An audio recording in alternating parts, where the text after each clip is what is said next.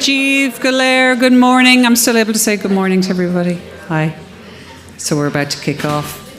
I get the job of just reminding everybody that we're recording the session and that we'd like you to turn off your phones and give your focus to what I think is the most important event on our Research Week programme. And I would like to thank Fergal and Henry and obviously Mike for taking the time to come and be with us today. So I'll hand over to Fergal. Thank you very much. Thanks. Thank you, Christina. Okay, so my name's Fergal Quinn. I want to welcome you all to this special Applied Journalism and Media research event as part of UL's Research Week. Today we're showcasing an outstanding exponent of media research, Dr. Mike Berry, and demonstrating how his work and expertise is applicable in the conflict in the Middle East. To briefly set the scene, just for a minute or two before I hand over to Mike, the annexation of Palestinian lands by the State of Israel has led to multiple explosions of violence in the last century.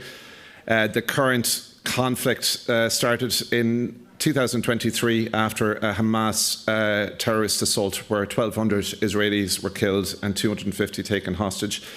The Israeli military retaliation in Gaza has led to the deaths of more than 50,000 Palestinians so far. Around 80% of these deaths have been civilians, a third of these children. The Israeli military has deliberately and systematically targeted schools, hospitals and rescue workers in the course of these actions. And these actions have been carried out with both overt and tacit support of Western allies in the US and Europe. The question which today's talk engages with is how has this been allowed to happen? Why has the world largely stood by, really, as one of the biggest war crimes in recent times have been carried out? And how has media coverage contributed to this? And to engage with this question, we're honoured to have here with us Dr. Mike Berry of Cardiff University. Mike has been one of the foremost researchers in the last 20 years focusing on the way that mass media shapes public understanding of social, political and economic issues. And of particular pertinence today is the hugely influential work he did as part of the Glasgow Media Group, highlighting how news coverage of previous outbreaks of violence in the Middle East influenced and shaped public opinion. His 2004 book, Bad News from Israel, and its follow-up, More Bad News from Israel. Probably more follow-ups coming, Mike. Co-authored with the late Greg Philo, have been a brilliant blueprint for researchers both here in UL and elsewhere. So in a time of ever-increasing intensity of misinformation campaigns and bad actors in the public sphere, work like Mike's is even more important because it demonstrates rigorously and empirically the extent to which the media can perpetuate inhumane or undemocratic practices by minimising or detaching certain events from their true meaning and implications. So over to you, Mike. Mike will talk for about 40 minutes, and then myself and Henry will briefly discuss some ongoing research we're carrying out about attacks on the media during the war, and there'll be a solid 20 minutes for Q&A and discussion at the end. Okay, so thanks. Over to you, Mike. Thank you. Okay, thank you very much. First of all, I'd like to say thank you to Fergal and to Henry for inviting me here, and to all of you for coming along. It's a great honour to be invited over here to come and talk about my research, and you provided a very, very kind of generous introduction there. So what I'm going to talk about today primarily is three things. I'm going to talk a little bit about our research on the conflict that was done over the last kind of 20 years. I'm going to talk a little bit about some emerging research, some kind of preliminary research I've done, but also some research that other people have done in the period since 7th of October 2023. I'm also going to talk a little bit about what some of the journalists themselves have been saying about reporting of the conflict, because I think this is quite unusual in that there has been a lot of dissent from journalists that we haven't seen before. So without further ado, let's move on. So in 2004, we published our first study. Let me get my specs on. of the conflict, of the media coverage of the conflict, which was looking at the Second Intifada. And this was the first study in the area to look at what we call the entire circuit of communication. So we looked at how journalism in this area was produced, and this involved interviewing journalists to unpack the pressures and constraints that journalists operated under. We looked at the content of broadcast news, so we analysed hundreds of news bulletins, the main mass audience bulletins on their flagship programmes. We focused primarily on broadcast news because at the time research showed that it was the kind of key source of information for most people. Now, of course, social media, influencers, satellite TV are increasingly important. But I think it's also vital to stress that even today, mainstream news remains a critical information source for people. And this is why there are so many attempts to influence its reporting. Lots of people still rely on it as their main source of information, television news. And by far the most shared stories on platforms such as Facebook, Twitter and Instagram, but not TikTok, interestingly enough, are drawn often from mainstream media sites. So as well as talking to journalists, looking at the media itself, we also looked at how audiences received news in this area. In other words, we looked at what people believed and knew about the conflict and how this related to the type of media that they consumed. To do this, we distributed, just going to take my watch up to make sure I keep on time. We distributed surveys to large samples of the population, and we also ran focus groups where across the UK where we kind of talked to people and kind of unpacked in detail what they actually thought and knew. And in these focus groups, we sometimes brought together leading journalists, such as George Alagaya, Lindsay Hilson from Channel 4, Ken Loach came along to some of our audience groups, because they were interested in seeing about how news itself influenced what people knew and understood about the conflict. And we were very keen to point out that the purpose of the research wasn't to point fingers at individual journalists. It was more really to kind of start a discussion about what the impact was of the kind of media coverage that people were consuming and how it affected their understanding of the conflict. Later, we expanded the analysis in more bad news from Israel, which including as well case studies such as the 2008-2009 Gaza war and the Israeli attack on the Mavi Marmara boat, which was attempting to break the blockade of Gaza in 2010. So, because I'm quite limited in time, I could go on forever, or certainly for well over an hour. I'm going to try and give you kind of 5 or so key findings from our research in these 2 books. One of the most significant findings was that television news says almost nothing about the history or origins of the Israeli-Palestine conflict. So in one early sample of news during the Second Intifada that we studied, out of about 3,500 lines of news text, only 17 mentioned anything about the history of the conflict. Certainly this disadvantages the Palestinians because the loss of their homes and land when Israel was created and the military occupation under which they have lived since 1967 are fundamental. But these were rarely mentioned or explained. When we asked journalists why there was so little context, they argued that it was difficult to get their editors to feature explainers. It was all bang, bang. That's what they're editors. Okay? And this is because of the fact that news is part of the kind of arsenal of weapons that the BBC and other broadcasters have to try and attract viewers, and that there's a worry that if you try to get into a lot of in-depth explanation for why the conflict's taking place, people will switch off. So what you have to do is kind of fire very dramatic imagery at them in order to try and hold people's attention. But as we'll see, what this actually does is actually just leave people confused and more likely to actually switch off the television. The second main finding we found was that with almost no historical context, reporting tended to focus on day-to-day fighting. And here there were 2 key frameworks. One described a cycle of violence, like a large blood feud that was self-perpetuating. And the second way it was commonly described was a situation where Palestinians were seen to start or initiate the violence, and Israelis were reported as responding or retaliating to that. So in one sample we looked at, the Israelis were described as responding or retaliating about 6 times as often as the Palestinians were described in the way.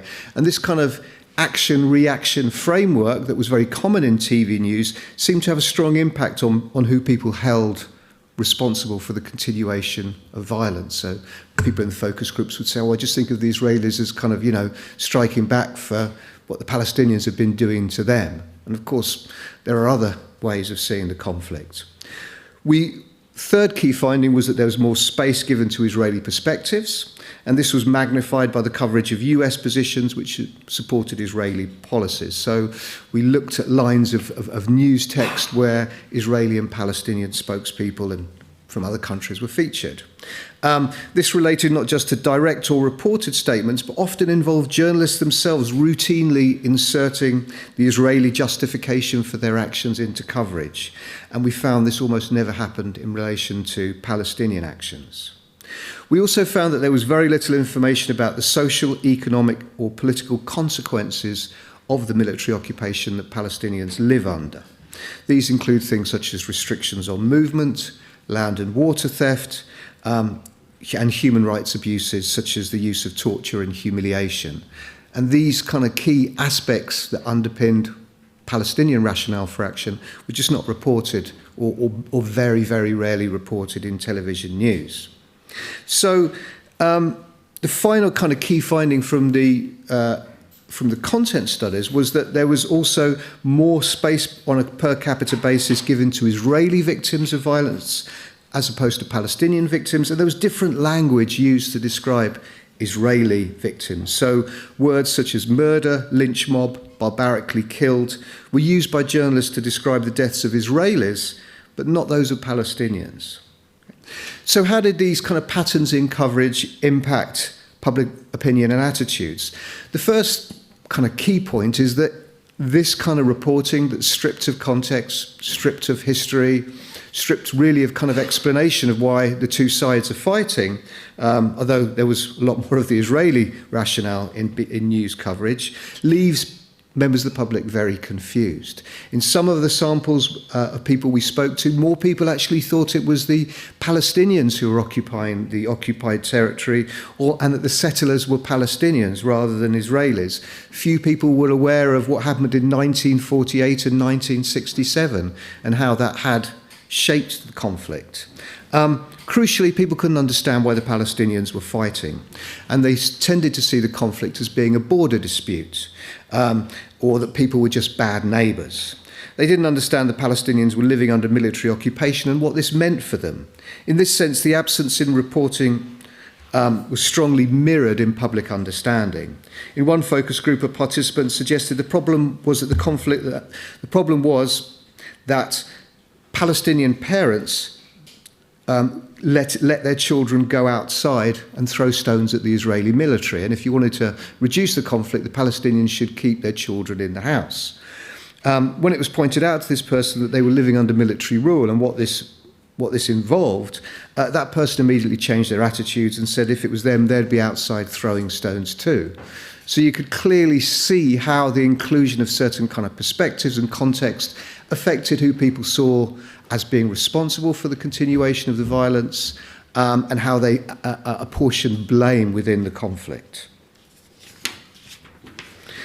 We also found that because people didn't understand what was going on in the conflict, as one person described it, it's just a big bloody mess, people turned away from coverage. So it was actually, rather than kind of pulling people in, this kind of decontextualized imagery saturated with pictures of violence just tended to lead people to turn away and become news avoiders.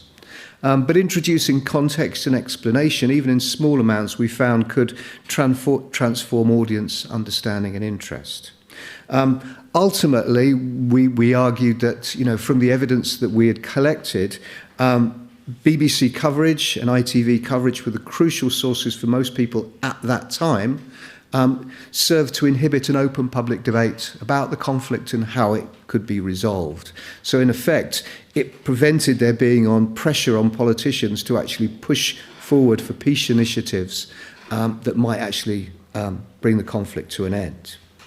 Whilst I haven't got systematic research on the current conflict, or the conflict since, I shouldn't really say current conflict, I should say the part of the conflict since 7th of October 2023, I do have some kind of preliminary data which I'm going to share with you, as well as some information that other people have shared. In late 2023, I looked at BBC coverage and found that certain words such as murder, atrocity, massacre, and slaughter were used almost exclusively to refer to Israeli deaths and almost never in relation to Palestinian deaths. So I found in the first 3 months of coverage after October the 7th, 2023, murder was used a total of 52 times by journalists to describe Israeli deaths, but never in relation to Palestinian deaths. The same pattern could be seen in massacre, 35 times for Israeli deaths, not once for Palestinian deaths. Atrocity, 22 times for Israeli deaths and once for Palestinian deaths. And I'm talking about journalists using the terms here, not a reported statement from an Israeli or a Palestinian source. And I think that's significant that journalists are adopting this kind of differential use of language. What we also found was that there was a strong tendency to start the conflict on October the 7th. And this has become routinized in BBC reporting, so that in this report you can see here, which was published on the 23rd of November on BBC Online, it was reported the conflict began when Gaza-based gunmen from Hamas attacked southern Israel on the 7th of October, killing about 1,200 people and taking 240 others hostage. Palestinians would, of course, strongly contest this view and see themselves as resisting the actions of Israel stretching back many decades. But the tendency to start the conflict appears to become very common in the media, as if there was no history prior to the 7th of October. In fact, across many media outlets, when discussing what Israel has been doing, the events of October the 7th are frequently inserted by journalists as a way of contextualizing Israeli actions. But this doesn't happen for Palestinian actions. So the occupation and the blockade of Gaza is not widely referenced when discussing October the 7th. Palestinians would certainly see those as being key reasons why October the 7th happened, and the UN General Secretary Antonio Guterres said as much when he stated that the October the 7th attacks did not happen in a vacuum and were related to the history of the occupation. And I quote the Secretary General directly here. The Palestinian people have been subjected to 56 years of suffocating occupation. They have seen their land steadily devoured by settlements and plagued by violence, their economy stifled and their homes demolished. Their hopes for a political solution to their plight have been vanishing.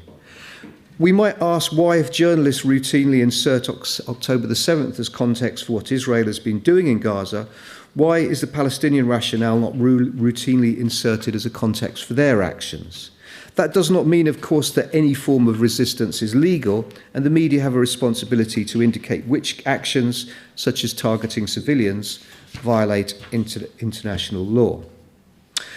I've also tended to find that there is a tendency to treat Israeli violence in a different manner to Palestinian violence and to frame events from the Israeli perspective. Let me give you a couple of examples. When a former Israeli general was interviewed for BBC Online, he was described as straight talking when he said that innocent civilians would have to be killed when Israel crushed its enemy and that we need to be tough. It's absolutely inconceivable that any Palestinian group would be given space to describe the need to kill Israeli civilians, let alone be described as straight talking when doing so. On the 6th of April, the BBC featured the headline, 6 months on, how close is Israel to eliminating Hamas? Which features a long discussion of how many Palestinian leaders have been killed and how much of the tunnel network in Gaza has been destroyed. But we didn't find any reports asking how close are Palestinians to throwing off the military occupation or ending the blockade or the system of apartheid that they live under. The Palestinian view of the conflict and the fact that they see themselves, as a BBC journalist said to us, as engaged in a war of national liberation remains almost completely absent from most broadcast news accounts. There's also, I think, an important issue to raise in relation to this particular article, and that's that eliminating Hamas has involved killing not only their fighters, but also their politicians and administrators in Gaza. The scope of the attack goes beyond, the fact that the scope of this attack goes beyond combatants is highly controversial. And some legal scholars argued that it is evidence of genocidal intent. But even if this view that the targeting of Hamas civilians not involved in fighting is not accepted as showing genocidal intent, as I say, this deliberate killing of civilian administrators would widely be seen as a violation of international law. And the BBC's reporting this article does not raise any significant issues about this notion of what actually eliminating Hamas involves. What I would also suggest is that some of the most controversial aspects of what Israel is doing in Gaza are not being reported by the broadcasters. For instance, it was reported at the end of November 2023 by the Israeli publication Plus 972 magazine that Israel was attacking power targets such as residential tower blocks if there was intelligence linking them in some way to Hamas, and that part of the rationale for this was to put pressure on the civilian population. It was also reported that the IDF was using an artificial intelligence system called Gospel to build up a target profile of 30,000 Hamas members in Gaza who were, in quotation marks, marked for death and then bombed. It was claimed that Israel knew how many civilians would be killed in each attack. To quote from the article, "Nothing happens by accident," said one source. When a 3-year-old girl is killed in a home in Gaza, it's because someone in the army decided it wasn't a big deal for her to be killed, that it was a price worth paying in order to hit another target. Later, in April 2024, 972 magazine and The Guardian reported on other AI systems the IDF was using, called Lavender and Where's Daddy. It was reported that it was permitted to kill 15 to 20 civilians in an attack on a low-ranking Hamas operative using dumb bombs, and that over 100 civilians could be killed in an attack on a high-ranking Hamas commander. It was also claimed that there was a preference to attack Hamas members at home. To quote from the article again, "The Israeli army systematically attacked the targeted individuals while they were in their homes, usually at night while their whole families were present, rather than during the course of military activity. According to the sources, this was because, from what they regarded as an intelligence standpoint, it was easier to locate the individuals in their private houses. Additional automated systems, including one called Where's Daddy, also revealed here for the first time, were used to specifically track the targeted individuals and carry out the bombings when they had entered their family residence. The result, as the sources testified, is that thousands of Palestinians, most of them women and children or people not involved in the fighting, were wiped out in Israeli airstrikes, especially during the first weeks of the war." We were not interested in killing Hamas operatives only when they were in a military building or engaged in an activity, an intelligence officer told the magazine. On the contrary, the IDF bombed them in their homes without hesitation as a first option. It's much easier to bomb a family's home. The system is built to look for them in these situations. I'm sure I don't have to point out to you that such actions are highly controversial and likely a reason why Israel and its leaders have been accused of violating international law.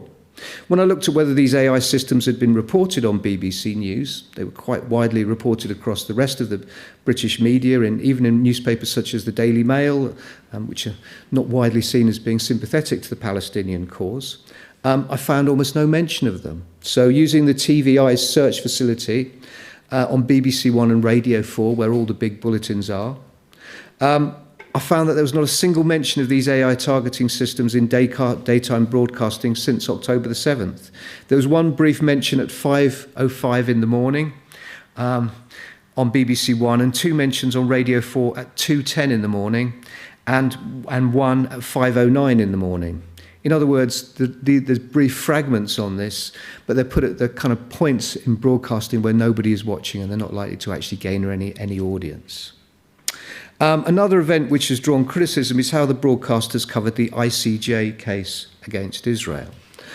This is the former head of Channel 4 News, incidentally, Ben de Pere, who strongly condemned the BBC and Sky News for reporting all of Israel's defence on the day that South Africa presented all of Israel's defence at the International Court of Justice, but only featured brief snippets of South Africa's case against Israel. I remember listening on the day to one of BBC's flagship news broadcasts, PM, on Radio 4, and was very surprised that such a major story, a very close UK ally, was being accused of genocide for the first time at the world's highest court. But this was the fifth or sixth story in the schedule.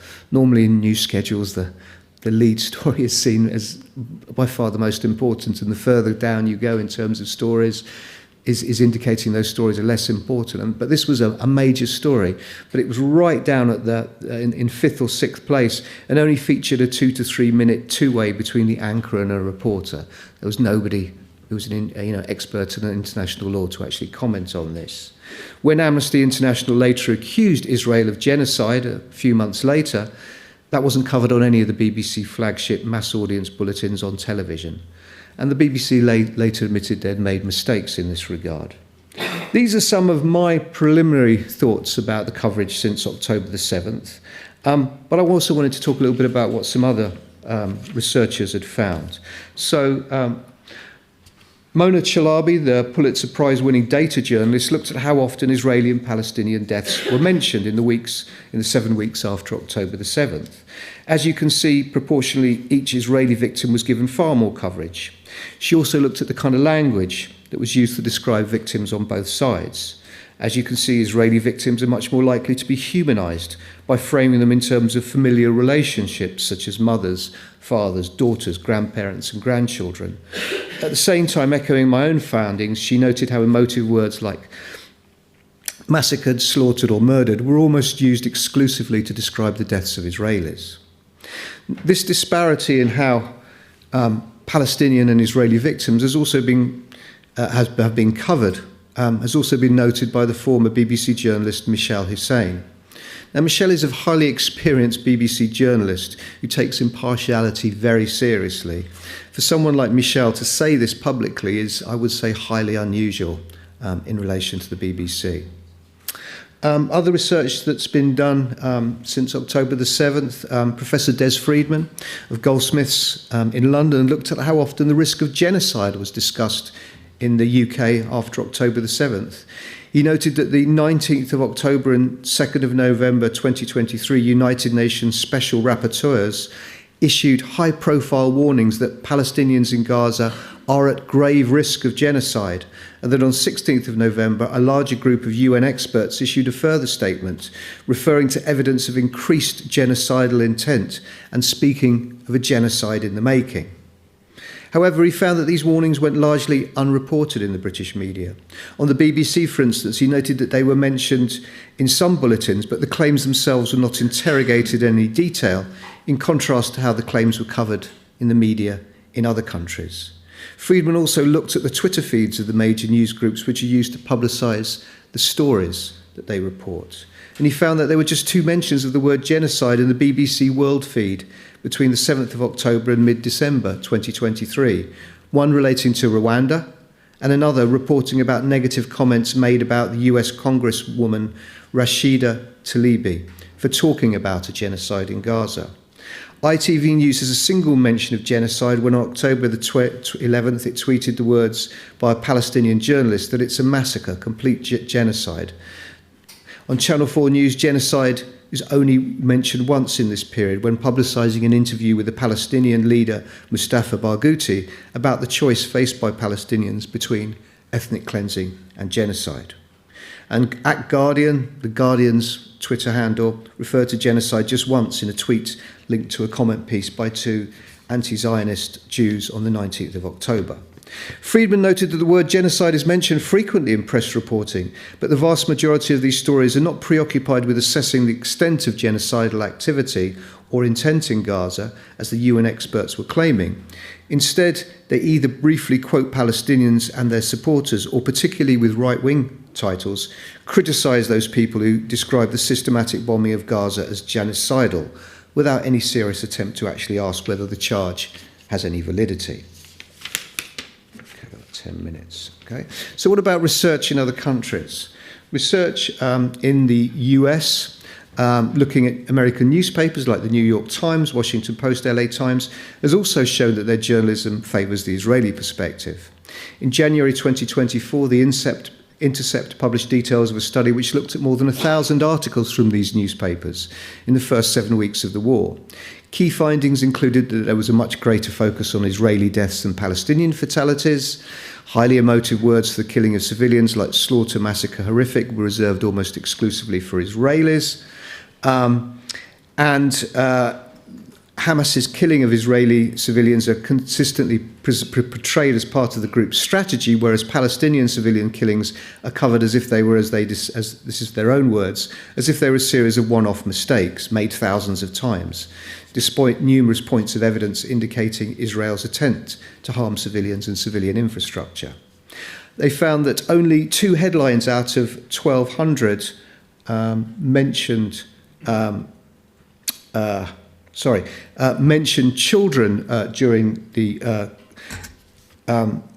Only 2 headlines out of 1,200 mentioned children in relation to the number of children who were killed, despite the fact that this was a especially deadly war for children, when during this period 6,000 children were estimated to have actually been killed during the sample period. By way of comparison, more Palestinian children died in the first week of the Gaza bombing than during the first year of Russia's invasion. Yet the New York Times, Washington Post and Los Angeles Times ran multiple personal sympathetic stories highlighting the plight of children during the first 6 weeks of the Ukraine war. There was also, they noted, relatively little coverage of the killing of Palestinian journalists who've been killed at an unprecedented rate in the conflict. Only 9 out of 1,100 headlines mentioned journalists, and only 4 of these were Arab journalists, despite the safety of this group normally being an important feature in the reporting of other conflicts. What about the reporting of network news? That was talking about newspapers. What about the reporting of network news? Well, a study was done of some of the major American networks like MSNBC, Fox, and they found similar findings. They found a very strong representation of Israeli sources who were treated relatively uncritically. So IDF spokesman Peter Lerner was interviewed 44 times on CNN, MSNBC and Fox. And during these interviews, Lerner repeatedly stated without evidence and almost no pushback or challenge from journalists that all structures, be they schools, universities, places of worship and civilian homes, were legitimate targets in the war. They found that emotive words such as massacre were used almost exclusively to describe the deaths of Israelis. There were different ways to describe the deaths on either side, such as the use of active and passive forms. So they suggest from their research that when a Palestinian is killed, it's presented in a passive form, whereas when Palestinians kill Israelis, that's presented in the active. They found there was a much greater focus on Israeli suffering, with the 230 hostages getting more coverage than the 11,000 Palestinians who were killed by Israel. They also found that there was less coverage given to the 1,200 children killed during this period by Israel than there was to the 30 children killed by Hamas in the attack on October the 7th. Around 30, I think it was between 30 and 40. Furthermore, the language used to describe their deaths, such as horrible or brutal, was markedly different. Okay. So that's what the preliminary research appears to suggest on the board, but we'll know more as further studies are published. I just want to kind of finish off for the last kind of about 10 minutes, just under 10 minutes, talking a little bit about some of the criticism that's actually come out from journalists themselves. And this is very unusual. I mean, journalists sometimes do criticise the media reporting of the organisations that they work for, but there has been an unprecedented amount of criticism from journalists within major news organisations about how they have covered events in the Middle East since October the 7th, 2023. So, focusing on the UK first, in November 2023, a letter signed by over 100 employees at the BBC accused the corporation of being guilty of a double standard on how civilians are seen, given that it is unflinching in its reporting of alleged Russian war crimes in Ukraine. The journalists appealed to the corporation to ensure that the equal treatment of all civilians is at the heart of its coverage, but claimed instead that the broadcaster carefully portrays Israeli suffering by, for instance, telling audiences the names of victims, covering individual funerals and interviewing affected families. In comparison, humanising coverage of Palestinian civilians has been lacking.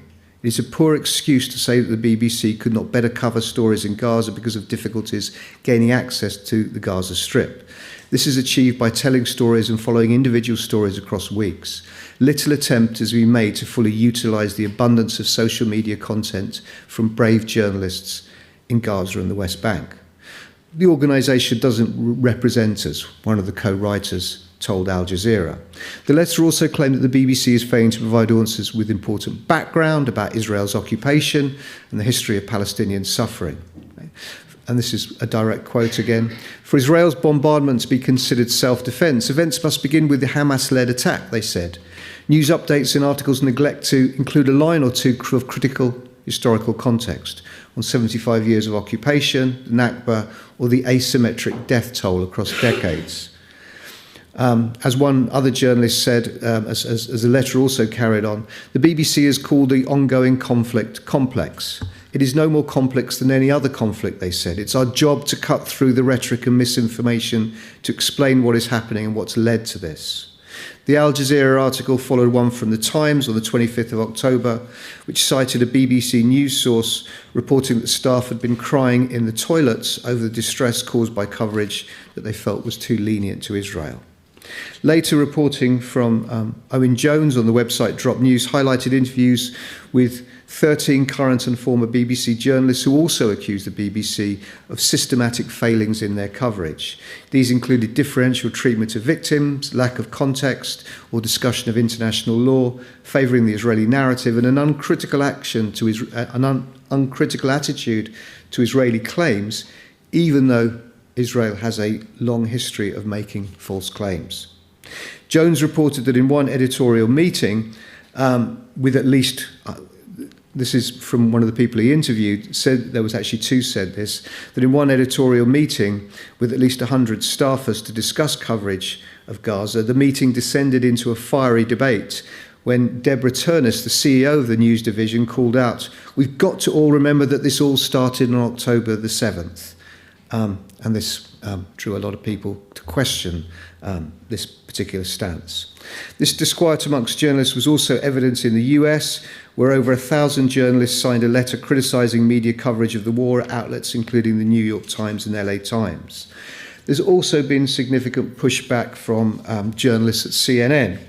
In a Guardian article, one CNN staffer claimed the majority of news since the war began, regardless of how accurate the initial reporting has been skewed by a systematic and institutional bias within the network towards Israel.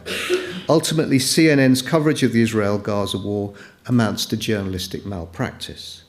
According to accounts from 6 CNN staffers in multiple newsrooms and more than a dozen internal memos and emails obtained by The Guardian, daily news decisions are shaped by a flow of directives from CNN headquarters in Atlanta that have set strict guidelines on the conflict. These include tight restrictions on quoting Hamas and reporting other Palestinian perspectives, while Israeli government statements are taken at face value. In addition, every story on the conflict must be cleared by the Jerusalem Bureau before broadcast or publication. A note at the top of the 2-page memo pointed to an instruction from Mark, from one of the senior executives at CNN, to pay attention to a particular paragraph under coverage guidance. That paragraph said that while CNN would report the human consequences of the Israeli assault and the historical context of the story, we must always continue to remind our audiences of the immediate cause of this current conflict, namely the Hamas attack and mass murder and kidnap of civilians. CNN staff members said the memo solidified a framework for stories in which the Hamas massacre was used to implicitly justify Israeli actions, and that other context or history was often unwelcome or marginalised. This is from one of the people who was interviewed. How else are editors going to read that other than an instruction that no matter what the Israelis do, Hamas is ultimately to blame? Every action by Israel, dropping massive bombs that wipe out entire streets, its obliteration of whole families, the coverage ends up massaged to create a "they had it coming" narrative, said one staffer. Some CNN staffers fear that the result is a network acting as a surrogate censor on behalf of the Israeli government. Another quote here. The system results in chosen individuals editing any and all reporting with an institutionalized pro-Israel bias, often using passive language to absolve the Israeli forces of responsibility and playing down Palestinian deaths and Israeli attacks, said one of the network's journalists. Right, I think I'm pretty much on 40 minutes there, so I will try and keep it tight. Thank you very much.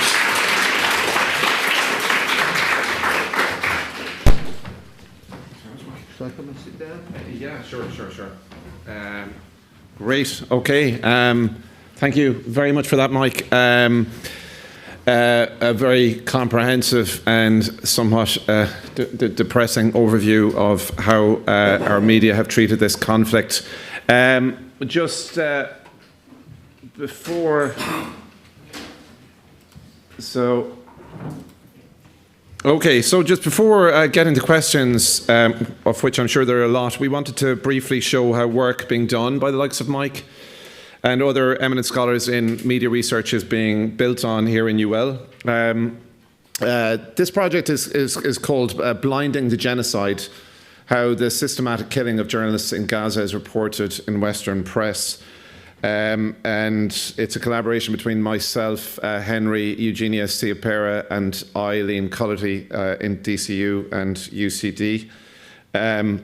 We're very much at a preliminary stage, and Mike and Henry will be giving a brief overview of the plan and kind of data gathering approach, and just highlighting a few interesting early tendencies we've observed. But just again, before Henry gets underway, to very briefly set the scene for this study.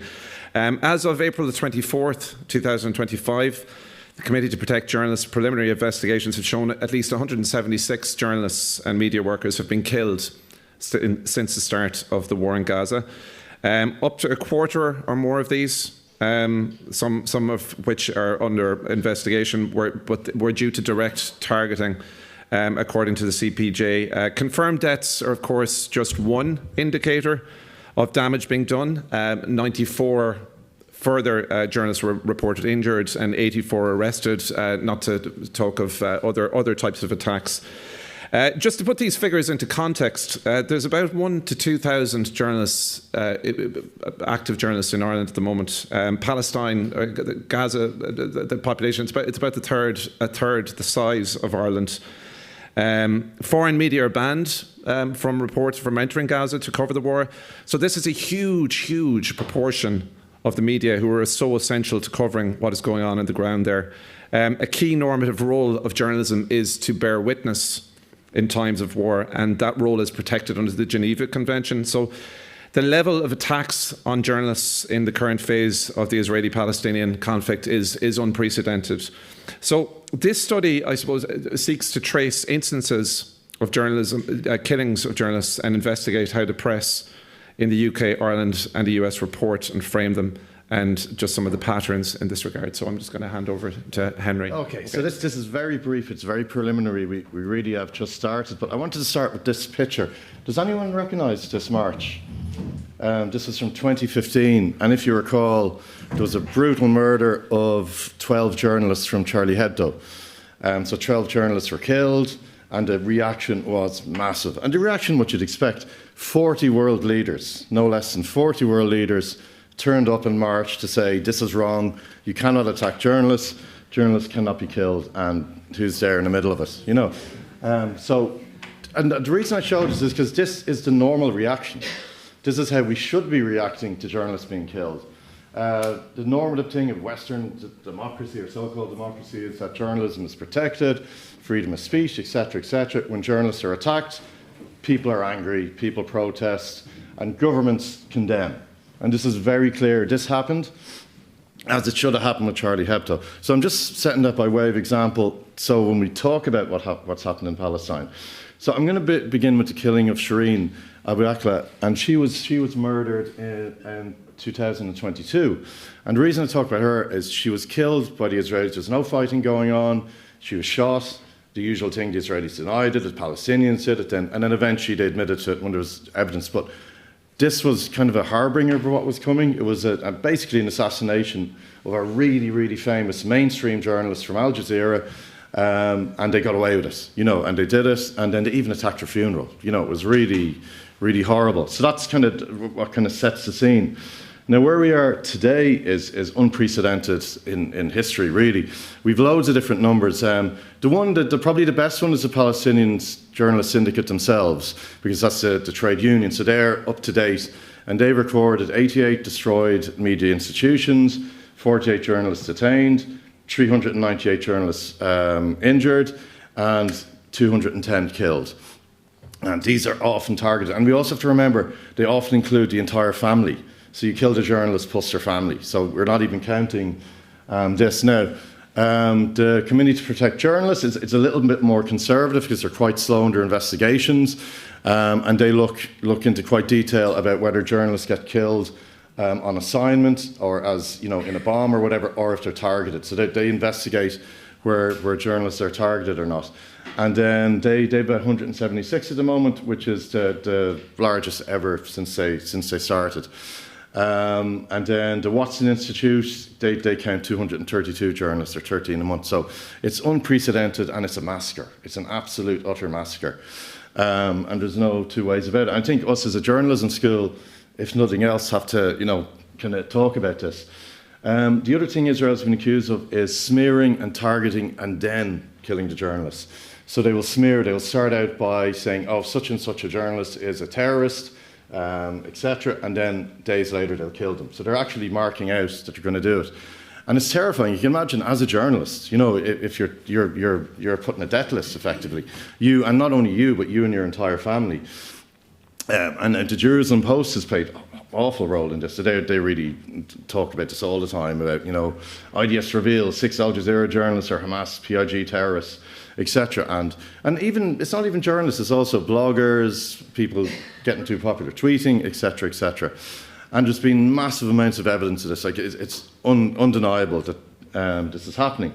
So we're kind of thinking about this as a concept of silence and silencing. So in media studies, there's a concept of media silence, and this is often around textual absence or when things aren't talked about. So a lot of what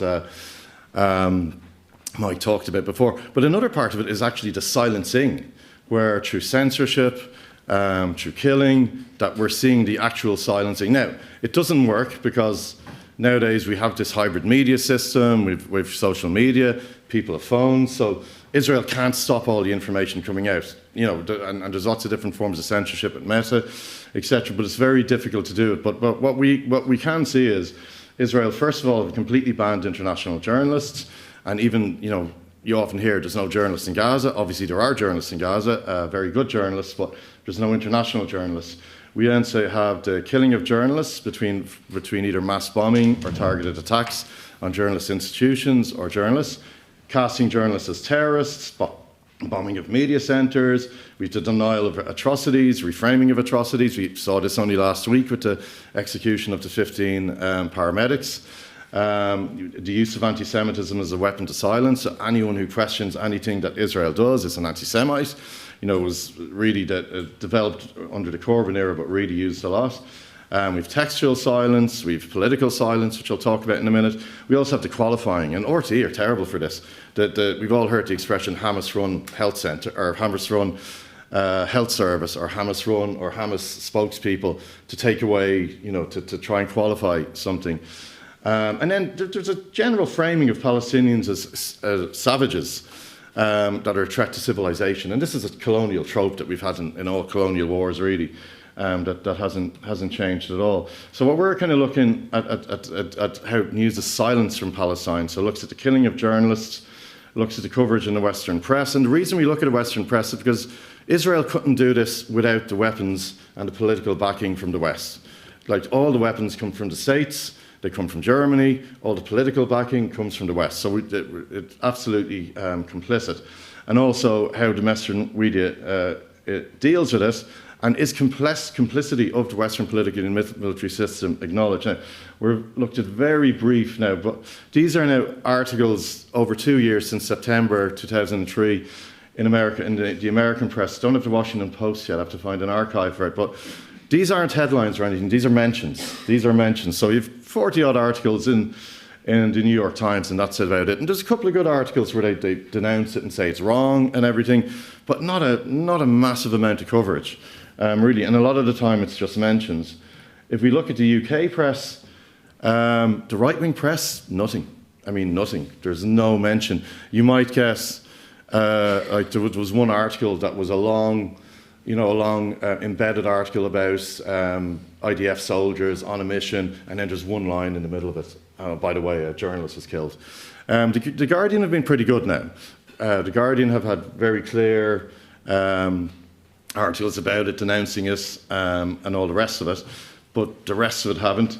The Irish press hasn't been bad. The Irish Daily Mail had 2 articles. Now, a lot of these are very short, little one-liner articles, but I was quite surprised the Irish News, Belfast Telegraph have nothing, so that they're the 2 main Northern Irish papers. So I was surprised the Irish News had nothing at all. The Irish Times, the Independent have stuff.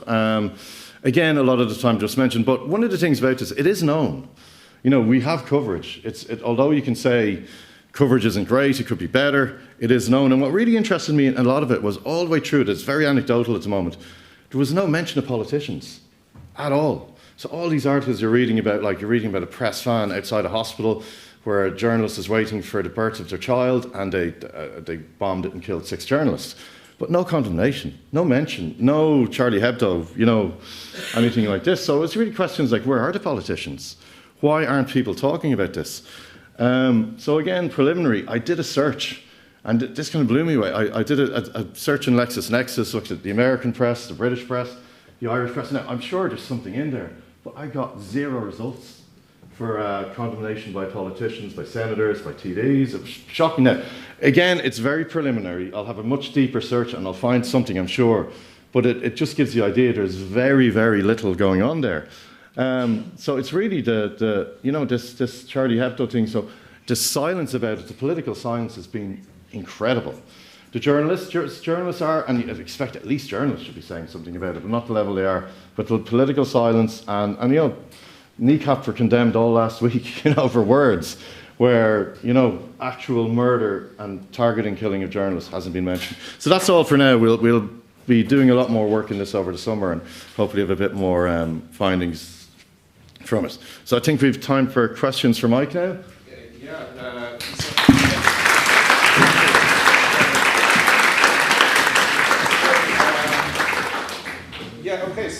So we have good time for a reasonable amount of time, 20 minutes as promised, for Q&A from the floor for Mike or Henry. So I think we have a floating mic, do we, for if we need it? Oh yeah, okay.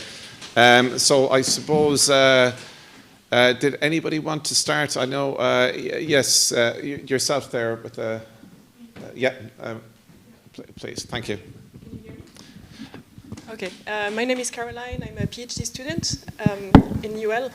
So first, thank you very much for covering this very important research topic. You mentioned that you conducted some focus groups with participants to see how people receive the media report and the impact on their understanding of the war. So now we know that a lot of people have access to what's really happening from first-hand sources on social media, from Palestinian journalists. They're witnessing all of that. Yesterday, I think Amnesty International said it was a live-streamed genocide, and this is exactly what's happening. Anyone who wants to see it can see the massacres, the starvation. Everything is for anyone to see. So I just wanted to know, did you have any feedback from this in your focus groups? How did any participants see this, and how did they receive it, and how did this impact their trust in the media? That was my question. I would have other questions for Henry. I don't know if we will have a second round of questions, or should I ask it? Well, maybe if you yeah. Answer Okay. this one and then. Thank you very much. Yeah, I'll just quickly respond to that. The focus groups we did were kind of 15 years ago, so we can't comment what's happened now, and obviously the media landscape has transformed since then. The growth of social media in particular, and the rise and importance of a variety of new actors talking about the conflict is a massive change. We are going to be doing some more research, and we put in applications for money, if they'll give us the money from the research councils, to kind of address exactly those issues that we're looking at. Even if we don't get the money, we'll find a way of doing it for audiences in the UK.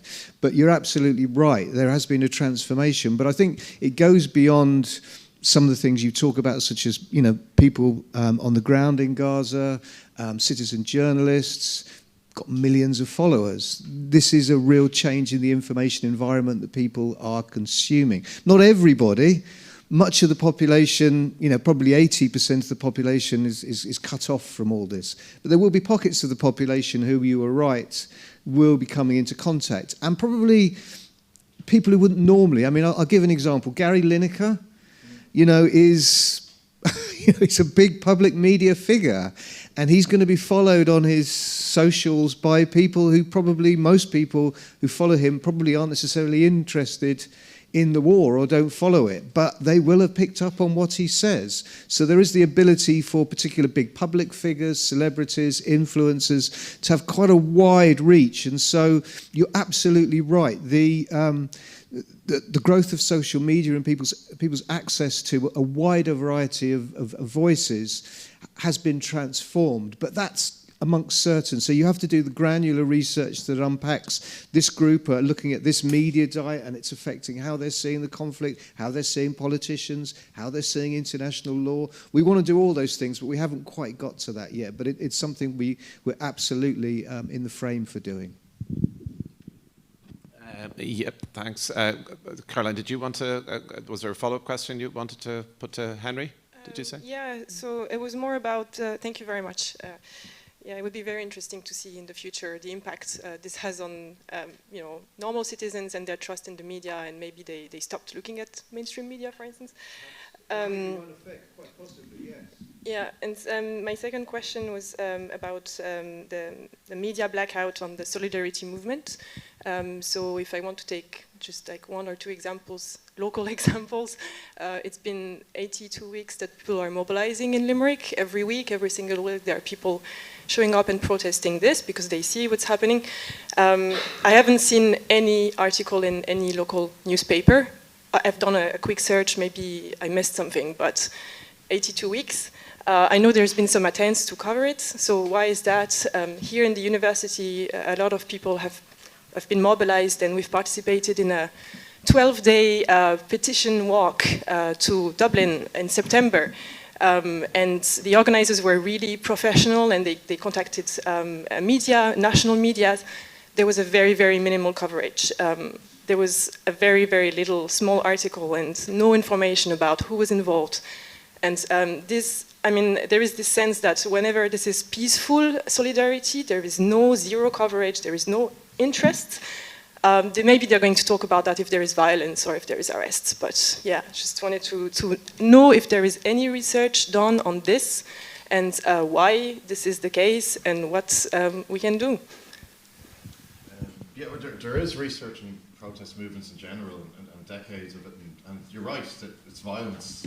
And it's like Mike was saying earlier, it's more exciting, than just a peaceful march. But on the current phase of the conflict, I'm not sure. I haven't done any studies on it, but it'd be very easy. I mean, you can use LexisNexis. I'll show it you afterwards. It's very easy to do these searches and to find out, is the coverage there or not.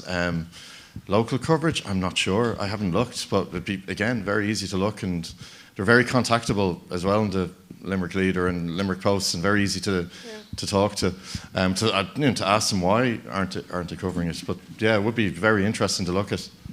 And this is why I think research at all sorts of levels is really useful in this regard, and being able to carry out some kind of basic levels of media research and trying to disseminate findings in that regard is very useful. So it's part of the reason it's great to see kind of media students here today, because it can be quite difficult getting some of the larger studies, even the funding and to get them published. It has been quite delicate and tricky in the last few years in terms of trying to get stuff like that published. Mike, would you agree in that regard? Sorry to put you on the spot.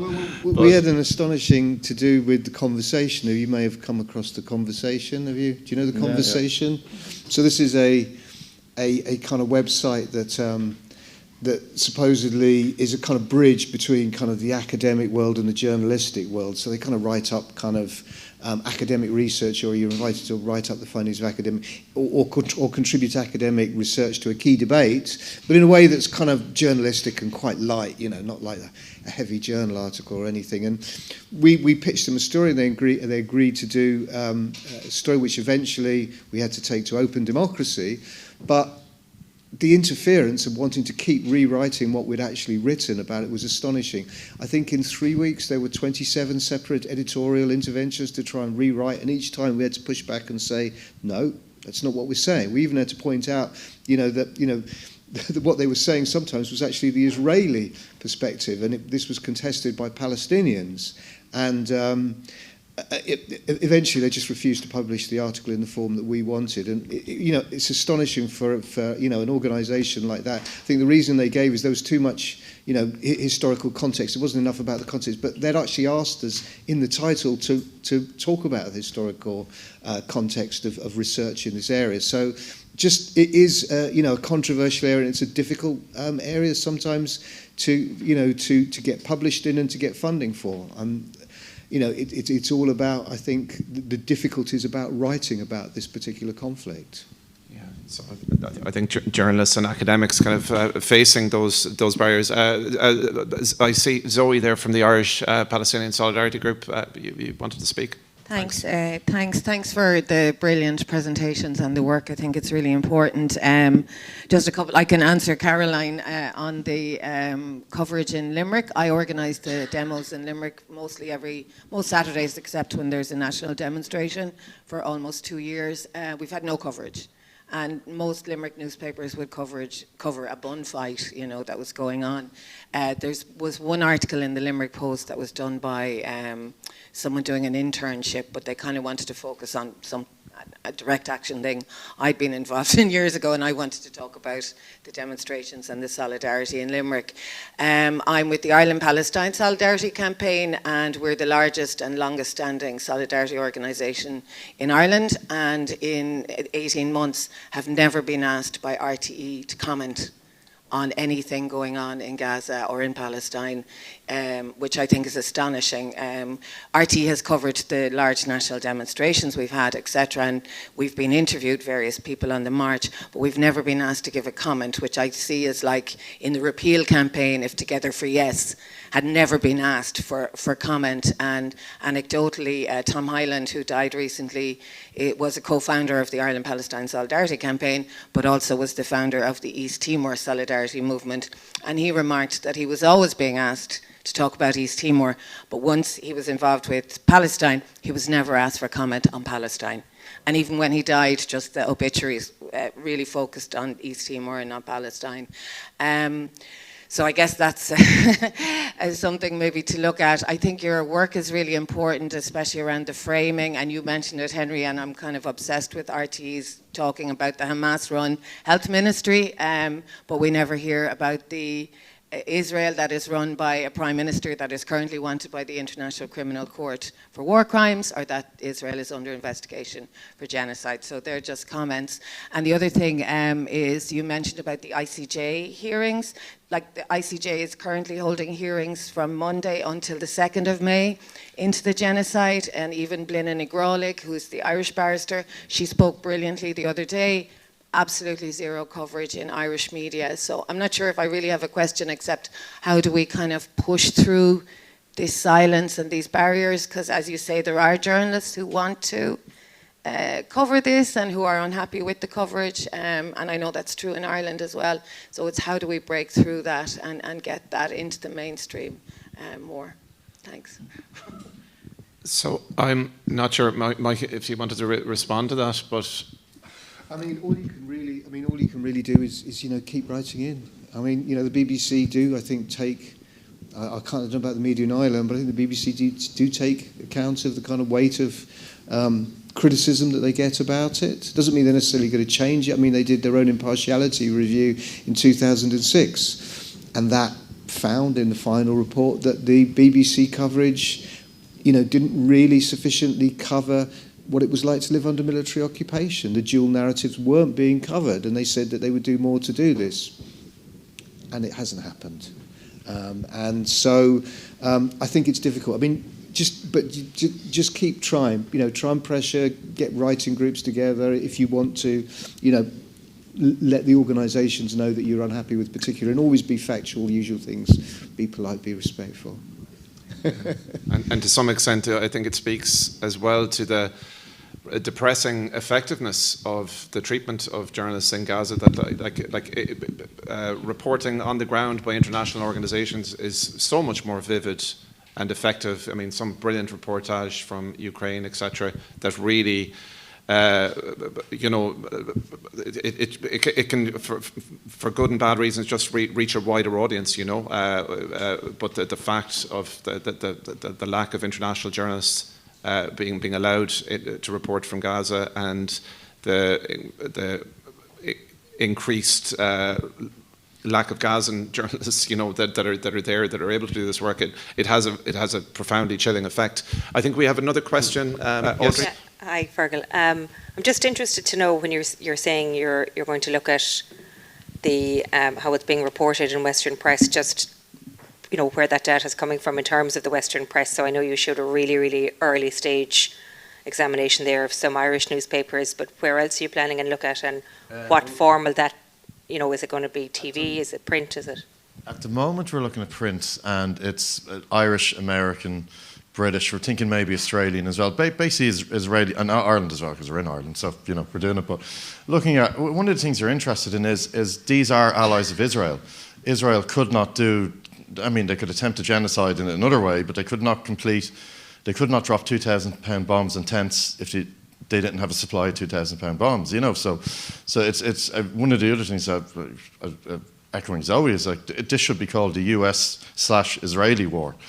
It's called, we call it Iranian-backed Hezbollah, Iranian-backed, but we never hear US-backed Israel, which it is. It's completely backed politically as well. Like in the UN, they veto everything. So we're not just complicit. I don't like the word complicit. They're doing it. It's much more. And we know there's British spy planes flying over, helping out. We know Shannon Airport has been used, and we know Emma here has done a brilliant documentary on how the Irish airspace has been used to supply arms to Israel, and nothing's been done about it. So that's why we're looking at the Western media. Now, we'll also look at Al Jazeera and some of the, just for comparison, maybe some of the Turkish media, to see how it could be covered. Because when you look at Al Jazeera, I didn't mention it today, Al Jazeera does humanise people. It does. You can look at the same bombing, and Al Jazeera will talk about families, funerals, how people were hurt, people's jobs, their lives, where in the American press or the British press, it'll just be civilian killed. So the humanisation. So that's why we're looking at that. Haven't thought about TV, yes, but it would be worth doing, but it's just, we've no money. Just on those journalists as individuals, obviously you're looking at the coverage, but sometimes we see through social media they might, go a little rogue, and is that something that you're going to be able to capture, or is that something you will acknowledge in the study to say that, this is how they're writing about it, but actually we have instances where they were not in agreement with coverage? As Mike pointed out there, I'm not trying to create work for you, but we haven't really thought about it. Now, Owen Jones' thing in Dropsite News is brilliant. They did really in-depth interviews with journalists that are unhappy, and there's loads of them reports out there, as Mike mentioned, but we haven't gone that far really. But it would be worth, maybe an ul.ie we could do it. I think preliminary was a key word we were, Henry was very anxious to emphasise. We have just someone at the front here. Yes, just this gentleman at the front. Thank you. Thank you so much for the talk and about this topic. I think indeed it's a very important one. Just my question, my background is in medicine, not medias, but obviously it affects all of us. I saw in my own experience that a couple of journalists that I used to follow, namely one of them worked with the mainstream media, and then obviously as a backlash and as a reprimandation, he was laid off or he wasn't given enough coverage. As a result, he has now made another entity where they do independent journalism. What I'm talking about is Zateo type, Mahdi Hassan. So, do you see the rise of such initiatives and where there is people-backed news agency and news reporting? That was my, how do you foresee the news in the future and the media coverage? I think the thing about the media is, as I say, it's so much more fragmented these days in terms of, you have these digital natives, you have, in Britain, you've had the growing of kind of very partisan left-wing and right-wing websites. You've got journalists on the ground. You've got influencers. You've got celebrities. You've just got a much, much wider range of things. But you also have some quite interesting people like Hassan, who has a big following, very significant following, even though he lost his job at one of the major networks. And he's got a significant social media following, and I think this is a significant change in how public opinion is informed, and we are seeing something quite significant. But at the moment, yet nobody's done the really deep research to kind of unpack this, and that's kind of what I'd like, and I'm sure Henry and Fergal would like to do in the future. It is definitely changed. Like, Israel can't hide it. As much as they've done and everything, the pictures are coming out because people have phones, so it can't be hidden. But to do the kind of what Mike is talking about, to really understand that and how it works, it takes focus groups, surveys, massive research project, really. We can, other than that, we're guessing, really. But we know it's had an effect because, you can see from the protest movement in the United States, it's hard to imagine that would have happened without the footage getting out there. Protests in Britain, which took place for easily a year from October 2023. Those massive protests for a year or almost every week. That is unprecedented. You also had, a number of Gaza candidates who were elected in the election in Britain. And when you look at the polling in terms of how Israel is seen, worldwide, it's just gone off a cliff in terms of how the state is perceived. So although I think the media has had massive omissions and huge problems, Israel is still ultimately badly losing the propaganda war within the war, and I think even the Israeli state knows that. Okay, so I think we have a question there. And we'll have time for one more question after that, I think. Okay, just for a while. Sorry, who's that? Just from my own experience of Northern Ireland, where the trouble started, and before that there were people protesting, saying one man, one vote, and it was never explained on the media what one man, one vote was, because that was seen as inflaming the situation with real facts. And the sort of it seems to be the identification culturally with one side seems to be a thing that runs through all our media coverage. And it's like the same thing is repeating as happened before with Kristallnacht, of the Nazis killing the Jews in reaction to some politician being assassinated. And how do you stop the repeating of the same thing over and over again? Like, this has happened here, it will happen in the future. And it's the inherited guilt of Western society, I think, of the Nazi thing has come into this. And how do you overcome that?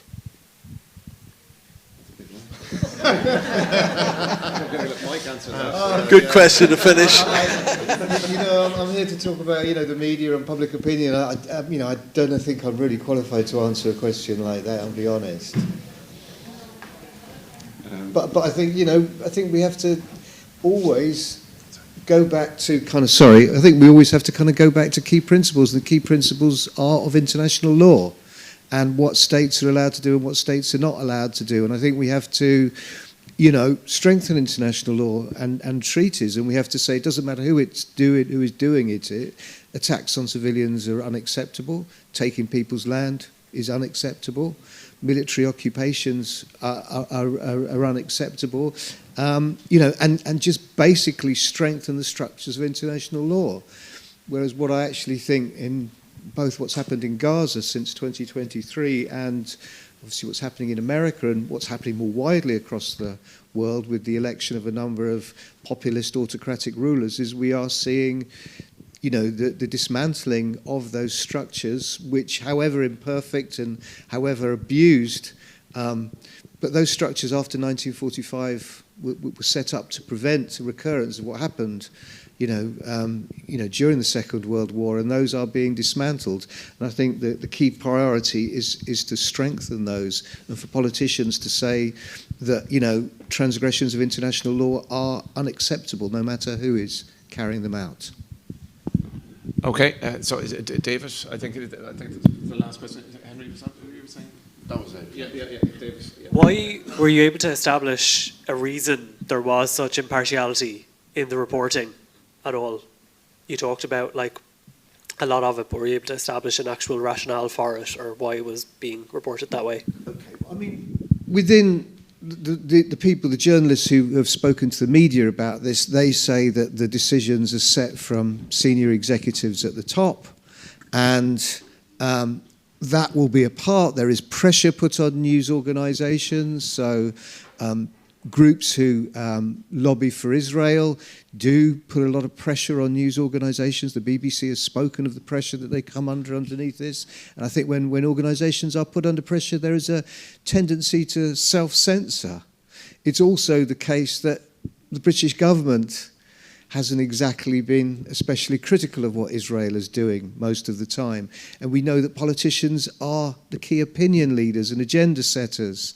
If the politicians, or at least, you know, the senior politicians, were speaking out more forcefully on this, that would open up the possibility of journalists reporting those views in a much easier way, where they could just say, oh, we're reporting criticism. But so that removes one rationale. So I think it's a number of things, partly from what the journalists are saying. It's the culture that's created within the news organisation and the role of editors.